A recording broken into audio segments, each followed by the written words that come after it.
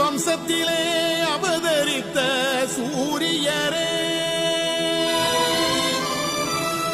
ஊமை ஜனங்களில் உரிமை கூறல்லானவரே,